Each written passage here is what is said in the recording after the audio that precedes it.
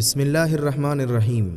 معزز ناظرین، ایک مشہور بزرگ تھے، ان کے پاس ایک دفعہ ایک طالب علم آیا جو دینی علوم سیکھتا رہا۔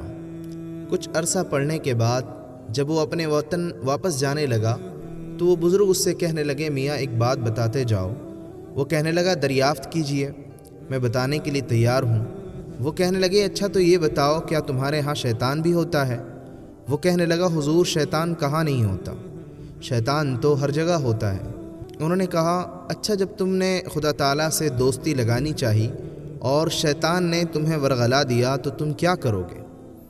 اس نے کہا، میں شیطان کا مقابلہ کروں گا۔ کہنے لگے، فرض کرو تم نے شیطان کا مقابلہ کیا اور وہ بھاگ گیا، لیکن پھر تم نے اللہ تعالیٰ کے قرب کے حصول کے لیے جد و جہد کی اور پھر تمہیں شیطان نے روک لیا تو کیا کرو گے؟ اس نے کہا، میں پھر مقابلہ کروں گا۔ وہ کہنے لگے، اچھا مان لیا تم نے دوسری دفعہ بھی اسے بھگا دیا، لیکن اگر تیسری دفعہ وہ پھر تم پر حملہ آور ہو گیا اور اس نے تمہیں اللہ تعالیٰ کے قرب کی طرف بڑھنے نہ دیا تو کیا کرو گے؟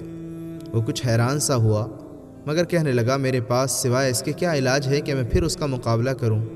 وہ کہنے لگے، اگر ساری عمر تم شیطان سے مقابلہ ہی کرتے رہو گے تو خدا تک کب پہنچو گے؟ وہ لاجواب ہو کر خاموش ہو گیا۔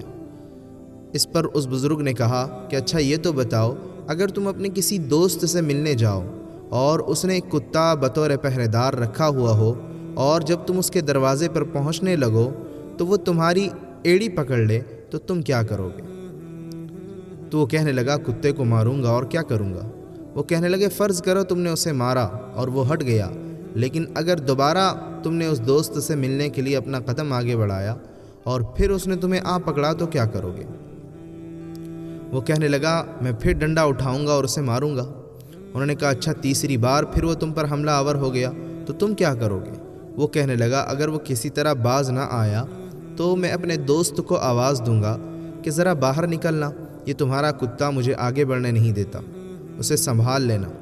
وہ کہنے لگے، بس یہی گر شیطان کے مقابلے میں بھی اختیار کرنا، اور جب تم اس کی تدابیر سے بچ نہ سکو تو خدا سے یہی کہنا کہ وہ تمہیں اپنے قرب میں بڑھنے دے۔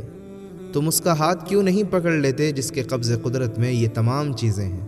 اگر تم اس سے دوستی لگا لو تو تمہیں ان چیزوں کا کوئی خطرہ نہ رہے اور ہر تباہی اور مصیبت سے بچے رہو۔